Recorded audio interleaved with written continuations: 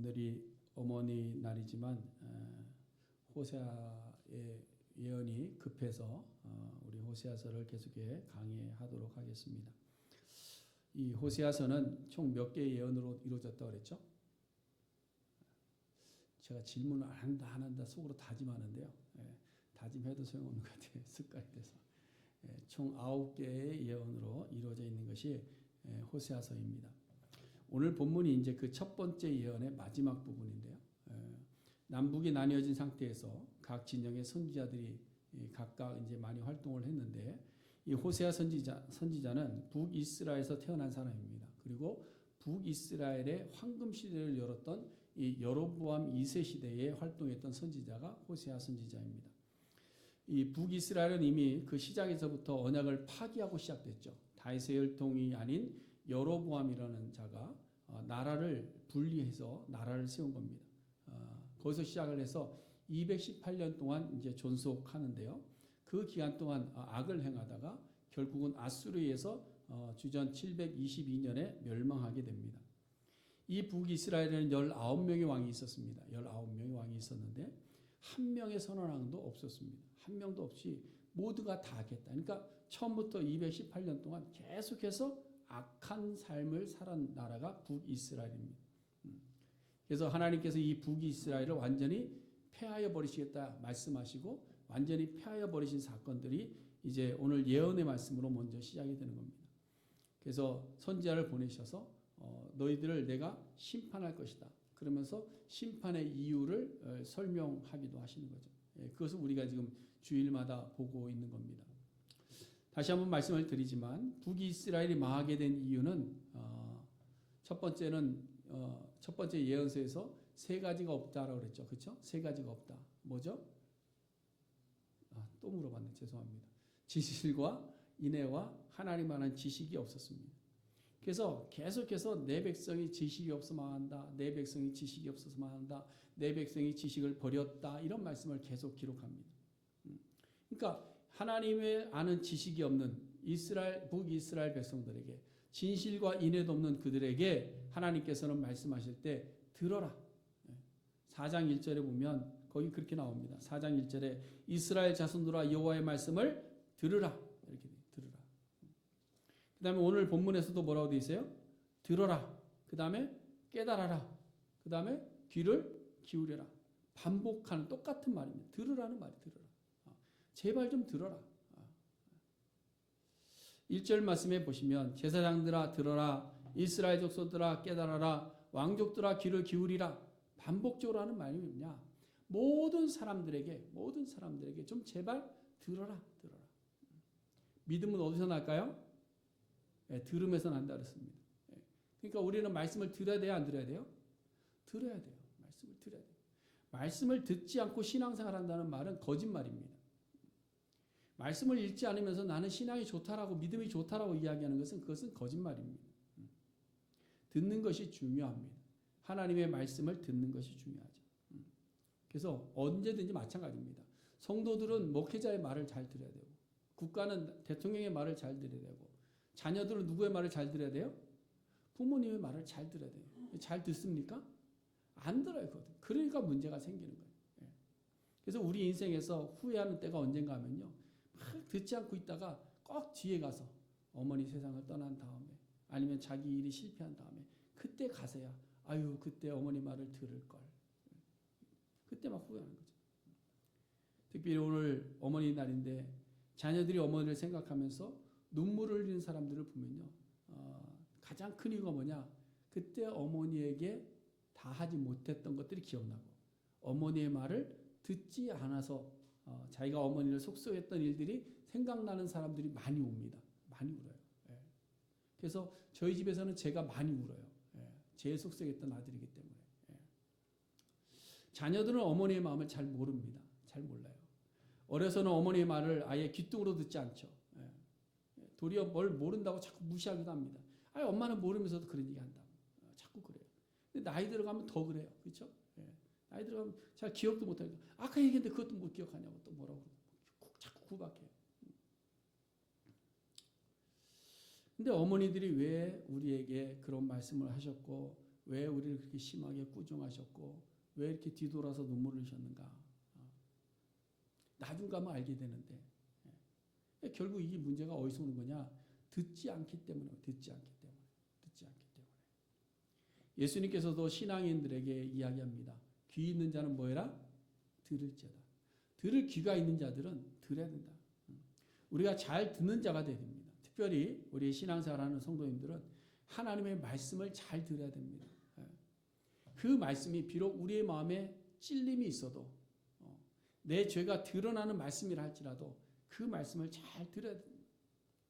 그뿐만 아니라 신앙생활을 오래 하다 보니까 이제는 성경 본문만 봐도 설교문이 쭉 나오시는 분들이 계세요. 그렇죠? 설교 제목만 봐도 우리 목사님 이런 설교하겠구나. 그냥 다 아시는 분들이 있어요. 들었단 말, 알고 있는 말, 그럼에도 불구하고 하나님의 말씀이 선포되어질 때는 어떻게 될까요? 귀를 열고 들어야 될 줄로 믿습니다. 어제 새벽에도 우리가 새벽기도 참석하신 분들은 알겠지만 마가복음에서 4가지의 밭의 비유를 우리가 봤습니다. 거기서도 보면 예수님께서 귀 있는 자들은 들을지어다 말씀하시고 비유의 말씀을 하신 거예요. 근데 좋은 땅이 어떤 땅이냐? 좋은 땅에 뿌렸다는 것은 곧 말씀을 듣고 이렇게 되죠. 말씀을 듣고 받아 결실하는 자가 좋은 땅이다. 이렇게. 여러분 신앙생활이 이 3가지입니다. 말씀을 잘 듣고 그다음에 그 말씀을 잘 받고 그다음에 3번째 말씀대로 살아서 결실하는 것. 이것이 신앙의 모습입니다. 그러니까 우리가 하나님의 말씀을 듣는 단계부터 잘해야 그 다음에 그 말씀이 내 속에서 사실인 줄 알아. 정말로 그런 줄 알아. 믿고 받고 그 다음에 그 말씀대로 살아가서 세상 가운데 빛과 소금의 역할을 감당해내는 것. 그것이 바로 성도의 삶입니다. 그러므로 오늘 우리도 북이스라엘 향해서 외치는 이 말씀을 우리도 좀 잘 들어야 됩니다. 좀 마음이 아플 수도 있습니다. 가슴에 찔림이 있을 수도 있습니다. 좀 마음이 힘들 수도 있습니다. 그럼에도 불구하고 이 말씀을 우리가 잘 받고 회복의 결실을 맺을 수 있는 우리 모두가 될 수 있기를 간절히 바랍니다. 자, 첫 번째는 습관화되어 버린 우리의 음행의 죄가 우리 안에 있다는 겁니다. 음행의 죄가 어떻게 하다 실수가 아니라 습관화되어져 있다는 것을 우리에게 이야기하고 있어요. 3절 말씀에 보면 에브라임은 음행하였고 이스라엘은 더러워졌다. 여러분 에브라임이 누구죠? 에브라임은 애굽에 팔려간 요셉이 어렸을 때 팔려갔는데 장성에서 그 온의 제사장 보디베라의 딸과 결혼을 합니다. 그 아스낙과 결혼해서 낳은 2번째 아들의 이름이 에브라임입니다. 첫 번째 아들은 누구죠? 므낫세입니다. 첫 번째가 므낫세고 2번째가 에브라임인데 므낫세와 에브라임을 요셉이 야곱 앞에 데려갔을 때 야곱이 어떻게 했죠? 손을 어금 맞췄습니다. 그래서 오른손으로 에브라임을 축복하고 왼손으로 므낫세를 축복했습니다. 그 결과가 어떻게 되느냐? 에브라임이 나중에 민족 공동체를 형성할 때요. 이스라엘 야곱의 자손 12인데 거기서 레위 빠지고 그 다음에 요셉에게서 2 아들이 있는데 그 2 아들이 한 지파씩 차지하기 위해서 12지파를 채웁니다. 그 중에 한 지파가 이제 에브라임 지파인데요. 이 에브라임 지파는 정치적인 욕망이 굉장히 강합니다. 굉장히 강해요. 그래서 솔로몬 통치 시대에 왕을 계승하는 유다 지파에서 반목합니다. 왜 너희들만 왕하냐? 뭐 이런 식이죠.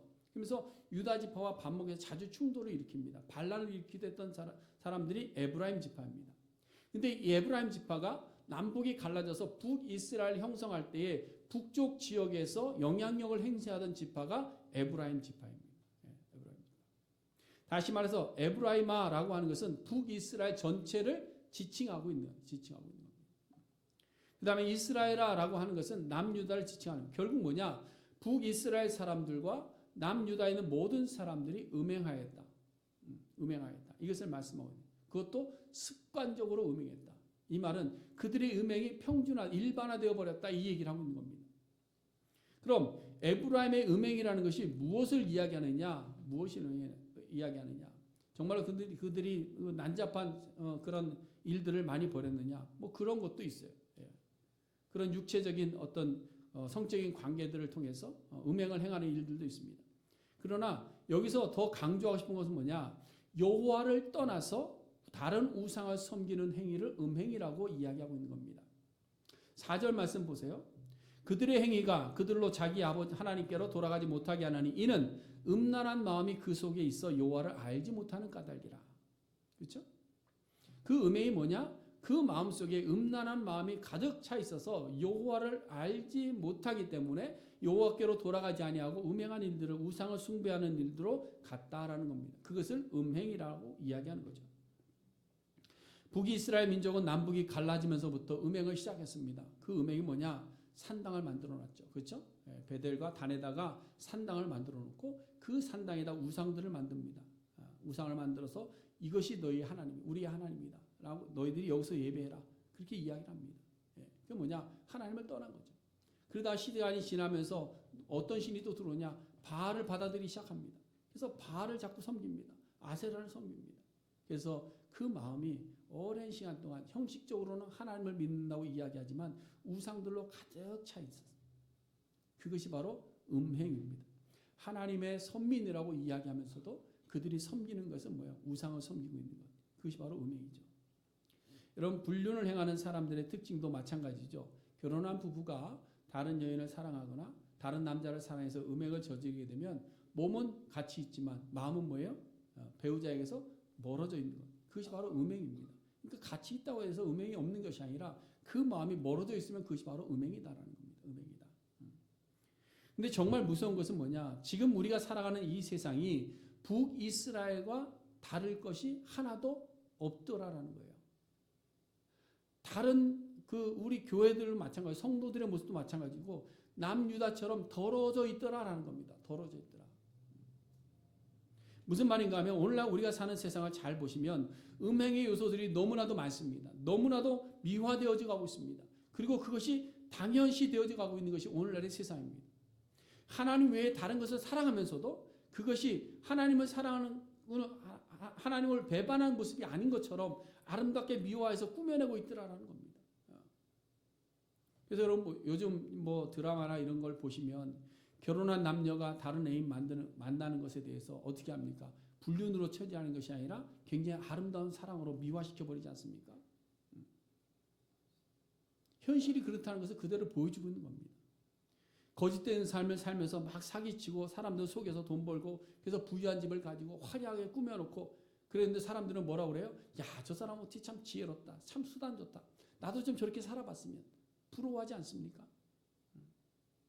교회 안에도 하나님을 예배하고 하나님을 기쁘시하는 말씀과 기도의 모임을 하자면 그럼 잘 보이지 않습니다. 그런데 편리주의적이고 쾌락적인 프로그램이 있으면 뭐예요? 그것이 우리의 성도들의 교제다라고 이야기하면서 그래서 아름답게 꾸며버립니다. 근데 그 속에 하나님이 있느냐? 하나님 없는 거예요. 하나님을 잊어버리게 하는 건가? 얼마나 많은지 모릅니다. 이것이 오늘날 교회의 현실입니다. 교회의 현실. 근데 더 무서운 것은 이러한 일들이 우리 속에 벌어지고 있음에도 불구하고 우리는 두려워합니까? 안 합니까? 두려움이 없어요. 경계도 하지 않습니다. 세상에 헛된 것들이 우리 안에 들어오는데도 불구하고 그것에 대한 경계심이 없어요. 우리는 아무렇지도 않게 그냥 하나님 없는 그런 신앙생활을 그냥 종교생활처럼 하고 있어요. 그러면서 우리는 스스로 자부합니다. 나는 하나님의 자녀요. 하나님께서 나를 천국으로 반드시 데려가실 것이다. 죄송하지만 착각입니다. 그렇지 않습니다. 신앙생활은 우리가 하나님 안으로 들어갈 때, 하나님의 자녀로서 살아갈 때 하나님께서 우리를 인도하시는 거예요. 여러분, 우리 안에 예수님보다 더 사랑하는 것이 있다면 그것이 뭐냐? 우상숭배입니다. 중심이 없는 종교 행위는 이것은 외식입니다. 그러니 여러분, 우리 안에 우상들이 얼마나 많이 있을까요? 여러분 한번 잘 생각해 보세요. 우리가 교회에 등록하고 예배 참석하는 형식이 있다고 해서 우리 안에 우상이 없느냐? 아니에요. 우상 많습니다. 저에게도 있습니다. 그거를 버려야 돼요. 그걸 끊어야 되는 겁니다. 그걸 포기할 줄 알아야 되는 거예요. 그것이 오랜 시간 우리 속에 함께 걸어가다 보니까 그것이 그냥 신앙적 행위가 되어버렸어요. 그것이 습관화된 음행입니다. 습관화된 음행.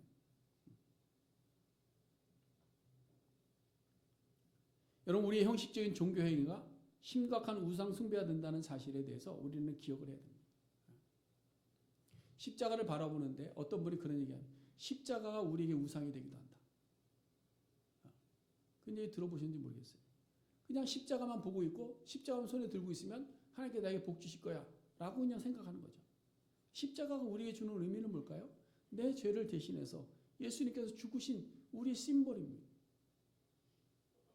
그 십자가 형태가 나에게 뭘 주는 것이 아니고 그 십자가에 돌아가신 예수 그리스도의 은혜가 우리 안에 임할 때 십자가가 의미가 있는 거예요. 오늘 본문 1절에서도 그 말씀을 하고 있는 거예요. 심판이 있다 이렇게 말씀하시면서 이렇게 이야기합니다. 미스바에 대하여 올무가 되고 다볼 위에 친 것이 그물이 된다 이렇게 말씀하죠. 여러분 미스바는 뭐냐면요. 이스라엘 민족 공동체가 모여서 사울을 왕으로 세울 때 모였던 첫 번째 장소가 미스바입니다. 그리고 종교개혁을 위해서 회개의 운동을 할 때 사람들이 어디 모이냐? 미스바에 모였어요. 그래서 오늘날에도 미스바 기도 모임들이 많이 있습니다. 왜 그러냐? 이스라엘 민족들이 회개하기 위해서 종교개혁을 이뤘던 장소가 미스바이기 때문에. 다볼은 어디냐? 드보라와 바락이 시스라와 전쟁할 때 승리했던 장소입니다. 이거는 뭘 이긴 장소인가 하면 바알의 숭배를 물리쳤던 바알 숭배 중심인데 그것을 물리쳤던 것을 기념하는 자리가 다볼입니다. 자, 그렇다면 회개가 일어나고 전쟁에 승리한 승리의 전승지인데도 불구하고 이것이 형식주의가 되다 보니까 이스라엘 백성들의 성지와도 같은 장소인데 이것이 도리어 올무가 되고 그물이 되더라라는 거예요. 무엇 때문에? 형식주의 때문에. 하나님에 대한 절대적인 사랑과 하나님에 대한 경외와 하나님 앞에 여호와 경외의 사상이 없음에도 불구하고 형식을 가지고 우리가 살아갈 때 그것이 우리의 신앙의 걸림돌이 되고 그것이 올무가 되고 그것이 그물이 되어버린다는 거예요. 굉장히 심각한 이야기입니다. 그 대표적인 예가 누구냐면 바리새인들이에요. 바리새인들이 우리가 어제 얘기한 돌짝밭 그 길가 4개 중에서 첫 번째 길가밭이고 그다음 돌짝밭인데요. 이 길가밭이 뭐냐? 굳어져 버려요. 그러니까 그 씨가 떨어져도 씨가 어떻게 됩니까? 그냥 사단이 와서 먹어가고 씨를 뿌리 내리지 못하는 거예요. 그런데 종교적 행위는 가지고 있습니다. 습관도 가지고 있습니다. 그러니까 남들은 정죄하기 좋아합니다. 율법을 가지고 남들을 판단합니다. 그런데 예수 그리스도를 영접하지 못하는 거예요. 종교적인 행위 속에 굳어져 버렸기 때문에. 여러분 우리가 하나님보다 더 사랑하는 것이 자연스러워졌다고 한다면 우리는 심각하게 고민하고 하나님 앞에 회개해야 됩니다. 하나님보다 더 사랑하는 내가 이것 때문에 하나님을 포기하는 일이 있다고 한다면 우리는 그것 회개해야 됩니다. 그 어떤 것이라 할지라도. 그것이 바로 우상숭배이고 그것을 따라가는 것이 뭐냐? 바로 음행이다라고 오늘 성경이 우리에게 이야기하고 있는 겁니다. 이러한 음행적인 우상숭배는 반드시 심판을 받게 된다라는 것 우리가 꼭 기억해야 됩니다. 왜냐하면 하나님의 자녀의 신도된 성도들이 하나님보다 더 사랑하는 것, 하나님의 말씀보다 더 의지하는 것이 바로 죄이기 때문에 그렇습니다. 그리고 그 죄를 범했을 때 하나님께서는 반드시 심판하셨습니다. 그 예가 성경에 계속 나옵니다. 창세기 3장에서 아담과 하와가 하나님의 말씀을 떠납니다. 자기 보기에 좋은 것, 보암직하고 먹음직하고 지혜롭게 할 만한 것을 취합니다. 그래서 그것을 하나님의 말씀을 어기면서도 그것을 따먹습니다. 그 결과가 뭐예요? 죽음이 왔고 해산의 고통이 왔고 에덴 동산에 추방되는 결과를 가져온 겁니다. 창세기 6장에 보면 하나님의 아들들이 사람의 딸들을 보면서 그들의 아름다움에 취했습니다. 그래서 자기들이 보기에 좋아하는 여자들을 취했다라고 이야기합니다. 그럼 그것이 좋았느냐? 아니에요. 그 일로 인해서 죄악이 관영해졌고 습관화되어지다 보니까 하나님께서 물로 세상을 심판해버립니다. 창세기 19장에 보면 소돔과 고모라 땅이 음란을 행했습니다. 우상을 숭배하고 음란을 행했는데 그 소돔과 고모라 땅을 하나님께서 어떻게 하셨어요? 유황불을 내려서 심판했었어요. 민수기 25장에 보니까 이스라엘이 모압 여인과 행음했습니다. 그 행음하는 일에 대해서 하나님께서 눈 감고 계시는 것이 아니라 그들에게 심판을 내리셔서 24,000이 죽었습니다. 요한계시록 2장에 보니까 소아시아 7교회들에 대해서 이야기하는데 그 7교회를 향해서 똑같이 얘기하는 것이 뭐냐? 너희들이 이 음행을 회개하라고 했습니다. 너희들이 습관화되어지는 이 음행을 회개하라. 회개하지 않으면 큰 환난이 너희들에게 던져질 것이다. 라고 경고의 말씀을 주고 있는 거예요. 그러니까 여러분 우리의 주변을 한번 돌아보세요. 우리 주변. 너무나도 추하고 더러운 일들로 가득한 세상 아닙니까? 그렇잖아요. 근데 그런 세상의 추함을 우리가 짝하여 살아서는 되겠냐라는 거예요. 그것이 좋다고 그것을 부러워해서 되겠냐라는 겁니다. 분별할 수 있어야 됩니다. 하나님이 기뻐하시지 않는 성경에서 죄로 음행으로 말하고 있는 것들을 분별해내야 됩니다. 분별해. 그래서 우리 안에 음행하는 일이 있다고 한다면 그것이 우리로 하여금 하나님께로 돌아가지 못하게 만드는 거예요. 왜 우리가 여호와께로 돌아가자 막 외치고 기도하고 말씀 보고 매 주일마다 이렇게 듣기 싫은 말을 자꾸 들어야만 되고 왜 그러느냐? 여호와께로 돌아가면 사는데 우리가 음행하는 습관화되어 있는 이 음행들을 내려놓지 못하고 나니까 여호와께로 돌아가지는 못하는 겁니다. 돌아가지 못하면 뭐냐? 말하는 자들을 책망하게 되어 있는 거예요. 사랑하는 성도 여러분, 우리 속에 습관화되어 있는 이 죄성들을 우리의 마음에 무거운 짐으로 알고 그것을 내려놓기 위해서 우리가 여호와께로 돌아갈 수 있어야 됩니다. 사도 바울이 그래서 이러한 음행에 대해서 이렇게 교훈합니다. 방탕하거나 술 취하지 말며 음란하거나 호색하지 말며 다투거나 시기하지 말고 오직 주 예수 그리스도로 옷 입고 정욕을 위하여 육신의 일을 도모하지 말아라. 하나님보다 더 사랑하는 것은 우상숭배요 음행입니다. 중심이 없는 형식적인 예배도 우상숭배요 음행입니다. 이러한 것에 대해서 우리가 가볍게 생각해서는 안 됩니다. 습관화되어져 있는 우리의 이 모든 음행들을 기경해서 다 뒤엎어야 됩니다. 그래서 우리는 그 무엇보다도 하나님을 사랑하고 하나님을 사랑하는데 방해가 되는 것들을 끊어낼 수 있는 우리의 삶의 모습이 필요한 줄로 믿습니다. 그 다음에 두 번째로 우리에게 습관화되어 버린 죄가 뭐냐? 교만입니다. 교만. 여러분 인간의 기본적인 욕구는 뭐예요? 성공에 대한 욕구가 있죠. 그렇죠? 인생을 살면 다 성공하고 싶습니다. 성공하기 싫으신 분 계세요? 없잖아요. 다 잘 살고 싶죠. 성공하고 싶죠. 위로 올라가고자 하는 욕구가 있습니다. 높은 자리에 있고 싶어 합니다. 마귀는 이것을 너무나도 잘 압니다. 그래서 하와를 유혹할 때 뭐라고 유혹했느냐? 너희가 이 열매를 먹으면 눈이 밝아져서 누구처럼 된다? 하나님처럼 될 수 있다. 이렇게 얘기하는 거예요. 네가 이것을 먹으면 눈이 밝아져서 네가 하나님처럼 될 수 있고 선과 악을 구별할 수 있게 된다. 이거를 가지고 유혹한 겁니다. 그러니까 하와가 그것을 똑 따먹어버린 거예요. 자기도 높아지고 하나님처럼 될 수 있다고 하니까. 바벨탑을 쌓았습니다. 인간의 욕구가 거기에 다 들어가 있습니다. 뭐예요? 우리가 바벨탑을 높이 쌓자. 그리고 우리가 우리의 이름을 온 세상 가운데 내자. 우리가 스스로를 하나님처럼 되게 만들어서 우리가 높은 자리에서 세상을 바라보자. 이겁니다. 이것이 바벨탑의 정신입니다. 오늘날 그래서 많은 사람들이 이 바벨탑을 이야기합니다. 우리의 바벨탑을 쌓아간다. 바벨탑을 쌓아 이런 얘기를 하는 거죠. 세상에 믿지 않는 사람들이 똑같은 얘기를 합니다. 그건 뭐냐? 높은 자리에 올라가고 싶어하는 우리의 마음을 그대로 반영하고 있는 거예요. 근데 오늘 신학에도 이런 신학이 있습니다. 우리 조심하셔야 되는데요. 제가 이렇게 그 유튜브나 다른 인터넷에 나오는 설교를 잘 듣지 못하게 하는 이유가 있습니다.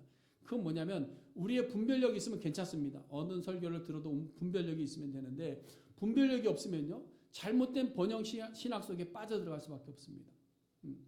번영 신학이라는 것이 뭐냐면 물질주의적이고 성공주의적인 인간의 본성을 자극하는 설교입니다. 그래서 우리의 신앙하는 목적이 물질에 있고 우리의 신앙하는 목적이 성공에 있다. 이것을 자꾸 이야기하는 거예요. 그래서 여러분들이 교회에다가 헌신하고 교회에다 헌금 많이 하면 여러분들은 성공한다.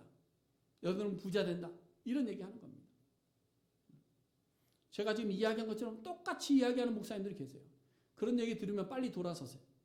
그건 들으나 많아요. 안 들어도 됩니다. 뻔할 뻔짜입니다. 그러나 여러분 이 번영신학이 왜 이런 번영신에 나왔느냐? 우리의 교만 때문에 그래요. 우리의 습관화되어 있는 교만 때문에 우리의 얼굴을 들춰내고 싶고 우리가 위로 올라가고 싶은 우리의 욕심들을 자극해 주는 겁니다. 자극해 주는 거예요. 여러분 사람은 물질의 풍요와 성공 가도를 걷게 되면 그 다음에 반드시 찾아오는 것이 뭐냐면요. 교만입니다. 교만이에요. 그래서 위험한 겁니다. 물질이 많은 것이 위험한 것이 아니라 성공하는 것이 위험한 것이 아니라 성공하고 물질이 채워지면 그 다음에 사람에게 찾아오는 것은 교만이기 때문에 위험한 거예요. 이 인간의 본성입니다. 그래서 성경은 늘 우리가 하나님의 말씀을 지키기 어려운 이유가 뭐냐면요. 하나님의 말씀은 늘 낮아지라고 이야기하고 있어요. 늘 죽어지라고 이야기하고 있어요. 늘 겸손하라고 이야기하고 있어요. 그것을 말씀하고 있으니까 그것이 우리 위로 올라가고 싶은 습관에 된 교만을 반대되는 말씀을 하고 있으니까 어려운 거예요. 근데 오늘 본문 5절 말씀에 보면 이스라엘은 아예 대놓고 교만을 그 얼굴에 드러내었다라고 이야기합니다. 결국 교만이라는 것은 뭐냐? 오늘 본문에서 교만이라는 단어를 사용했는데 이 단어의 의미도 뭐냐? 위를 향해서 올라가는 욕망을 교만이라고 이야기하는 단어를 사용한 겁니다. 그럼 여러분 이 교만이 굳어지고 습관이 되면 어떻게 되느냐? 우리의 마음이 완악해지게 돼 있어요.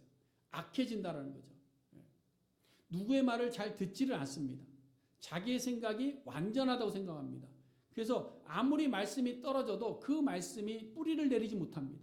왜? 막혀 있어요. 누가 때문에? 자기의 습관에 대한 교만 때문에 막혀 있으니까 말씀을 듣지 않는 거예요. 이미 4장 16절에서도 말씀하고 있지만 이스라엘의 교만이 습관이 되는 것에 대해서 뭐라고 표현했냐? 완강한 암소처럼 완강하다 이렇게 돼 있어요. 예수님께서 말씀하신 밭에 비유해서 길가 밭과 같은 상태입니다. 이미 자기의 정의로 가득 찹니다. 자기의 정의가 확실한 겁니다. 자기가 정해놓은 선과 악이 분명히 있는 겁니다. 이미 자기가 정해놓은 인생의 가치가 정해져 있는 겁니다.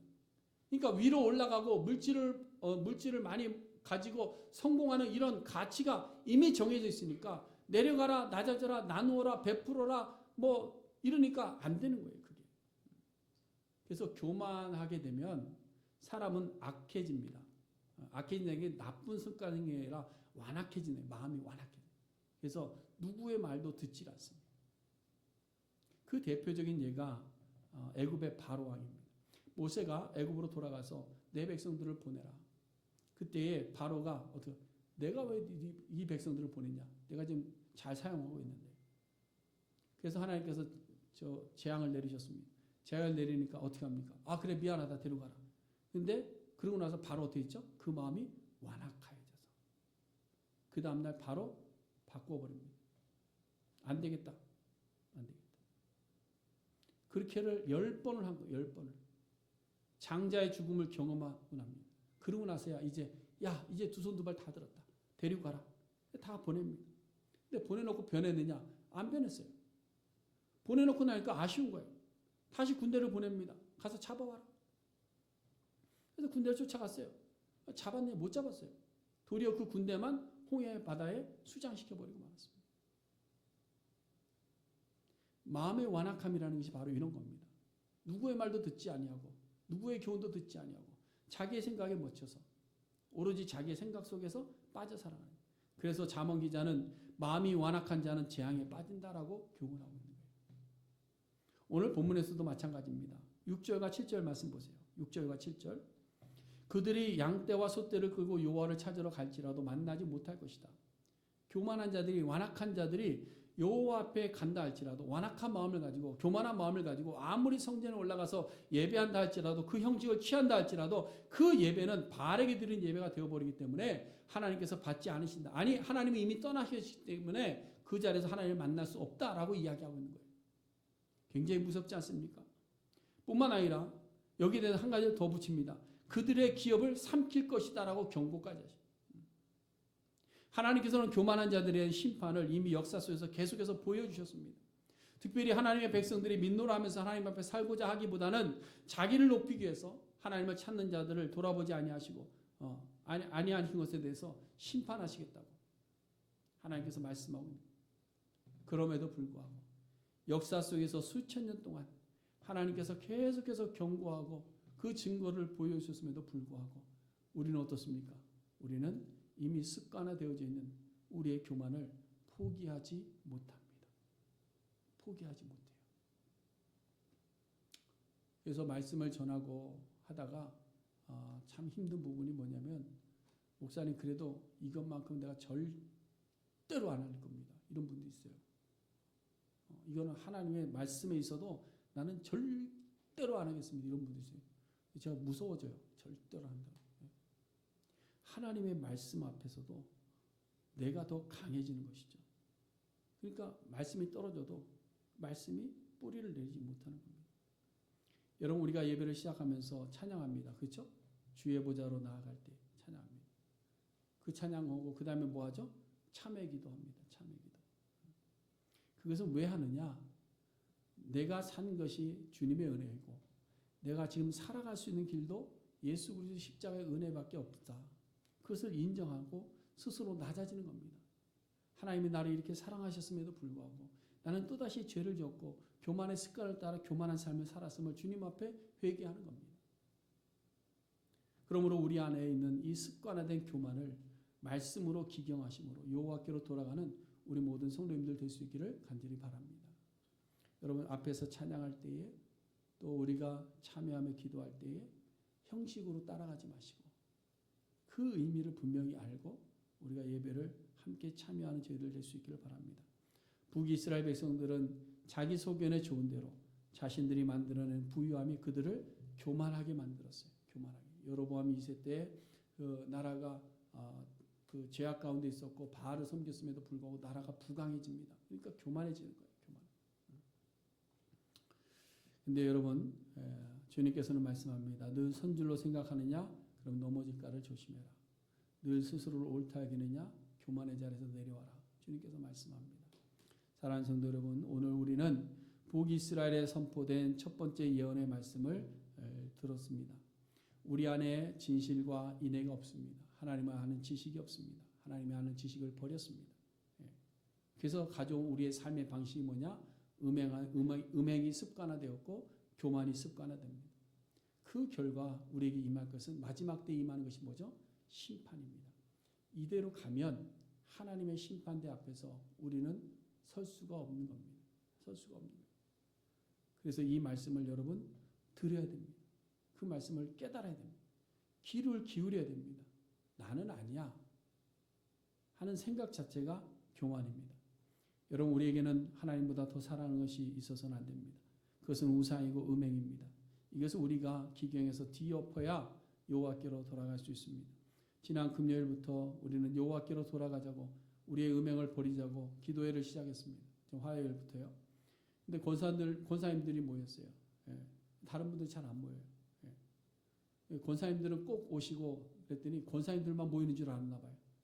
그게 아니고 기도하는 사람들이 함께 모인 겁니다. 그런데 권사님들은 직책을 받았으니까 기도의 직책을 받았기 때문에 모이고 다른 분도 함께 모이기를 원하는 겁니다. 그래서 우리 안에 있는 오래된 우상들을 버리고 여호와께로 돌아가야 됩니다.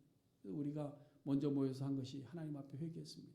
하나님 우리 교회가 기도하지 못했고 아니 내가 기도하지 못했고 내가 회개하지 못했고 내가 눈물을 흘리지 못했고 이 제단을 말씀과 기도로 채우지 못했음을 하나님 앞에 우리 모인 권사님들과 함께 기도하며 눈물로 하나님 앞에 회개했습니다. 그리고 우리는 돌아가야 됩니다. 뿐만 아니라 우리의 교만을 스스로 허물어버려요. 하나님 앞에서 낮은 자 되어야 됩니다. 하나님 앞에서 겸손한 성도가 됩니다. 이 땅에서 성공보다 영원한 성공을 위해서 우리는 누구 앞에 살아야 되느냐? 세상의 부귀와 영화를 줄 수 있는 그 사람들 앞에 살아가는 것이 아닙니다. 우리는 누구 앞에 살아야 될까요? 하나님 앞에 살아야 됩니다. 그것을 코람데오라고 합니다. 코람데오. 하나님 앞에서. 우리 예배할 때도 누구 앞에서? 하나님 앞에서. 우리의 삶의 가정에서도 하나님 앞에서. 우리의 일터에서도 하나님 앞에서. 언제 어디서나 어떤 자리에서나 하나님 앞에서 겸손한 우리의 모습이 될 수 있기를 바랍니다. 예전에 저희 친구가 한번 말씀을 드리는지 모르겠는데 아주 어렸을 때입니다. 대학교 다닐 때인데 그 친구가 여러 친구들과 함께 모였는데 그 술판이 벌어진 거예요. 술판이. 근데 이 친구도 신앙생 장로님 아들인데 저는 목사 아들이고 그 장로님 아들인데 저는 말 못하고 가만히 있었는데 갑자기 이 친구가 일어나더니 우리 술 먹기 전에 기도 한번 하자 그러는 거예요. 우리 술을 먹더라도 기도 한번 하자. 그래서 기도하고서 술판 그냥 끝내버렸어요. 어떤 자리에 서든지 간에 우리가 어쩔 수 없이 처하는 자리가 있습니다. 그럼에도 불구하고 그 자리에서도 하나님 앞에서 살아가는 자가 되어야 됩니다. 그렇지 않으면 우리의 마음이 음행과 교만으로 습관화되어져 버립니다. 그렇게 살아가면 마지막에 우리에게 임하는 것은 하나님의 심판입니다. 그래서 우리의 모든 생각과 우리의 가치와 우리의 모든 사고를 완전히 뒤엎어서 여호와께로 돌아가는 우리 모두가 될 수 있기를 간절히 소원해 드립니다. 기도하겠습니다.